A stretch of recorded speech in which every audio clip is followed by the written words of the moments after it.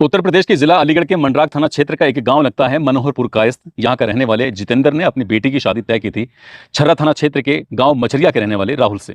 शादी तय हो जाती है और इसके लिए दिन तारीख निकल के आते हैं। 16 अप्रैल 2025 को राहुल इस घर में बारात लेके आने वाला था। इसके लिए पूरी तैयारी हो चुकी थी, लेकिन ठीक 10 दिन पहले 6 अप्रैल 2025 को राहुल जब घर आता है अपनी सास को लेकर रफू चक्कर हो जाता है, भाग जाता है। अब जैसे ही राहुल अपनी सास को लेकर जाता है तो ये खबर अखबारों में सुर्खियां बन जाती हैं, सोशल मीडिया पर हर एक जगह चलने लगती हैं। अब हर घर हर चौराहे पर ये इस बात की चर्चा होनी शुरू हो जाती है कि एक दामाद अपने होने वाली सास को ही लेके भाग गया है। मामला जब ज्यादा ही प्रेशराइज होता है तो पुलिस तक बात पहुंचती है। पुलिस इन दोनों को आखिरकार गिरफ्तार कर लेती है और थाने लेके आती है, क्योंकि दोनों ही बालिग थे और अच्छे और बुरे का फैसला खुद ले सकते थे। आखिरकार दोनों ने फैसला लिया कि वो दोनों साथ साथ जिएंगे, साथ मरेंगे, साथ ही रहेंगे। अब जैसे ये बात घर वालों को पता चलती है, उस सास के भी घर वालों को पता चलती है और दामाद के भी घर वालों को बात पता चलती है, तो दोनों ने ही इन दोनों से रिश्ता तोड़ लिया। उन्होंने कहा कि तुम कहीं भी जाओ लेकिन हमारे साथ नहीं रहोगे। अब ये बात लोगों ने कहना शुरू कर दिया कि जो सास की उम्र है वो दामाद से कहीं ज्यादा थी, तो लोग कहने लगते हैं कि ये रिश्ता कुछ ज्यादा दिन चल नहीं पाएगा। मैंने जो इस कहानी को ढूंढने की कोशिश की कि आखिरकार अब फिलहाल क्या चल रहा है, तो पता चलता है कि ये गुजरात के किसी इलाके में रहते हैं और दोनों खुशहाल जिंदगी जी रहे हैं। कोई दिक्कत नहीं, कोई परेशानी नहीं है। लेकिन जिस लड़की की शादी होने वाली थी उस लड़की को ज्यादा दिक्कत भी हुई, परेशानी भी हुई, क्योंकि उसको काफी फजीहत झेलनी पड़ी थी। खासकर उस लड़की के पिता को भी काफी फजीहत झेलनी पड़ी थी। लेकिन ये दोनों ऐसे प्यार में पड़ते हैं कि इन्होंने रिश्तों की मर्यादाओं को भी नहीं समझा, उनको लांघते हुए और ये अपना एक फैसला लेते हैं। आज की कहानी जो मैं आपको सुनाने जा रहा हूं, ये कहानी भी आपको ऐसे ही परेशान कर सकती है, सोचने पर मजबूर कर सकती है, और हो सकता है कि इस कहानी को सुनने के बाद आपको हंसी भी आए। आप भी कहें कि आखिरकार ये समाज में हो क्या रहा है, लोग कैसे कैसे कदम उठा लेते हैं बिना सोचे बिना परखे।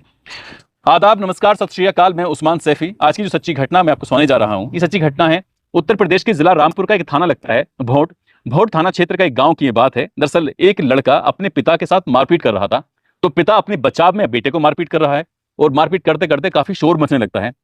तो जो आसपास के घरों के लोग थे उन घरों तक भी शोर पहुंच जाता है। अब जो माँ है वो भी बीच में इस लड़ाई में कूद जाती है। तो लोगों ने देखा कि आखिरकार इस घर से इतना शोर क्यों हो रहा है। अब आदमी हो, पुरुष हो, बच्चे हो, जो भी हो, वो इस घर की तरफ दौड़ रहे थे, भाग रहे थे। अब लोग छतों पे भी आकर आराम से तसल्ली से, क्योंकि जब जहाँ कहते हैं ना कि कुछ लोग खाली होते हैं तो आराम से तसल्ली से लड़ाई झगड़े इस तरह से देखना शुरू कर देते हैं। कुछ ऐसे ही था, इस लड़ाई को बड़े चाव से देख रहे थे और समझ नहीं पा रहे थे कि आखिरकार ऐसा कैसे हो सकता है। दरअसल कहानी शुरू होती है साल 2024 से। भोट थाना क्षेत्र का एक गांव है, वहां का रहने वाला एक व्यक्ति जिसकी उम्र 55 साल के आसपास होती है, उसके पास एक व्यक्ति आता है, कहता है कि तुम्हारे बेटे के लिए एक लड़की ढूंढ के लेके आया हूं, लेकिन ध्यान रखना लड़की बहुत ही गरीब परिवार की है, कोई दहेज वगैरह तो मिलने वाला है नहीं। वो लड़की थी अजीम नगर थाना क्षेत्र के एक गांव की। लड़की देखने में वाकई बहुत खूबसूरत थी। जैसे ही उस 55 साल के आदमी ने देखा, उसने कहा कि ठीक है, मुझे ये रिश्ता मंजूर है। अपने बेटे के लिए उसने इस रिश्ते को तय कर लिया। आखिरकार बीच बीच में कभी कभी वो अपने बेटे की ससुराल में चला जाया करता था, घूम के आ जाया करता था, और देखते देखते जैसे वक्त आगे बढ़ रहा था तो जुलाई 2025 में आखिरकार रिश्ते की, शादी की बात तय हो जाती है। एक तारीख निकल के आ जाती है कि वो फला तारीख को शादी ब्याह करेंगे। अब से लगभग इस कहानी के सुनाने के 8 दिन पहले की बात है। 10 या 11 जून के आसपास की ये बात रही होगी। और जो ये 10 या 11 जून के आसपास की बात है, तो इसमें ये जो आदमी है 55 साल का, जिसके बेटे की शादी होने वाली थी, वो अपने बेटे के ससुराल में पहुंच जाता है। वहां जाता है, जब उससे पूछा जाता है कि हाँ जी क्या हाल चाल है, ठीक है सब, वो कहता है कि मुझे बहुत शिकायत है आप लोगों से, हमारे बेटे की बहू बीमार हुई है और उसको तुम किसी डॉक्टर को दिखाना नहीं चाहते हो। तब वो कहते हैं साहब हम बहुत गरीब लोग हैं, समझ नहीं आ रहे कि क्या करें क्या ना करें। वो कार लेके जाता है और अपने बेटे की मंगेतर को अपनी कार में बिठाता है और कहता है कि मैं अच्छे से अच्छे डॉक्टर को इसे दिखा के आऊंगा। अब उसे वो घर से लेके जाता है सीधा हॉस्पिटल वगैरह जहां भी कहीं लेके जाना था। अब शाम तक वो वापस लौट कर नहीं आते, तो लड़की के पिता ने पूछा कि आखिरकार तुम आए क्यों नहीं, तुम तो कह रहे थे कि 2-3 घंटे में वापस लौट के आ जाएंगे। तभी वो कहता है कि बूढ़ा आदमी कि भाई तुम्हारी बेटी ज्यादा बीमार है, इसलिए कम से कम 2 दिन तक वो हॉस्पिटल में रहेगी। फिलहाल हॉस्पिटल में है और कोई भी आप फोन करने की कोशिश मत करना, जब तक वो ठीक नहीं हो जाएगी तब तक मैं उसे लेकर नहीं आऊंगा। ठीक वैसे ही होता है। अब लड़की के माता पिता बिल्कुल बेफिक्र हो जाते हैं कि वो अपने ससुर के साथ गई हुई है, जो होने वाले ससुर हैं।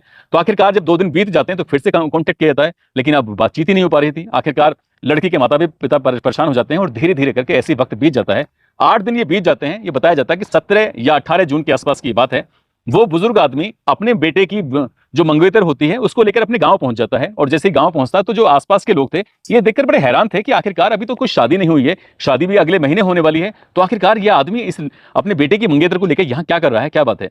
तभी जब पूछा जाता है तो कहता है कि भाई मैंने इससे निकाह कर लिया है, ये वैसे भी बहुत ज्यादा खूबसूरत है, तो निकाह कर लिया, अब मेरे ही साथ रहेगी, मेरी ही पत्नी बनकर रहेगी, बीवी बनकर रहेगी। और जैसे ही गांव वालों को यह खबर लगती है तो पूरे गांव में खबर ये आग की तरह फैल जाती है। अब लोग सोचने पर मजबूर हो जाते हैं कि आखिरकार ये हुआ कैसे, क्यों हुआ। अब जैसे ही उस लड़के को पता चलती है बाप की अपनी हरकतें, तो उसके बेटे को बहुत ज्यादा गुस्सा आता है। वो अपने पिता से कहासुनी करने लगता है कि जब तुम्हें ये लड़की इतनी ज्यादा पसंद आ चुकी थी तो तुमने इससे खुद ही निकाह कर लेते, मुझे बीच में क्यों डाला। अब इस बात को देखते हुए बाप और बेटे में कहासुनी शुरू हो जाती है। बेटे को इस कदर गुस्सा आता है कि वो अपने बाप के साथ मारपीट करना शुरू कर देता है।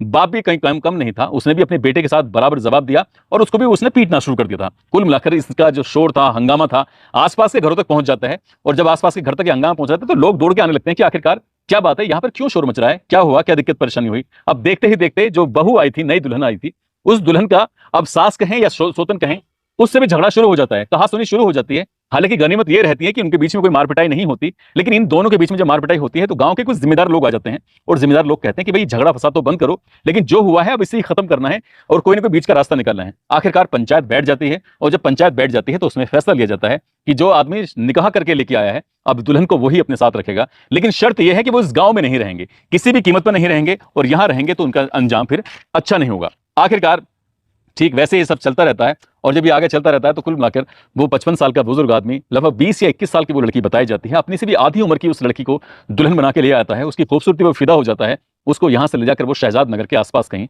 रहने लगता है। इस बात को लगभग 8 दिन के आसपास बताया जाता है कि बीत चुके हैं।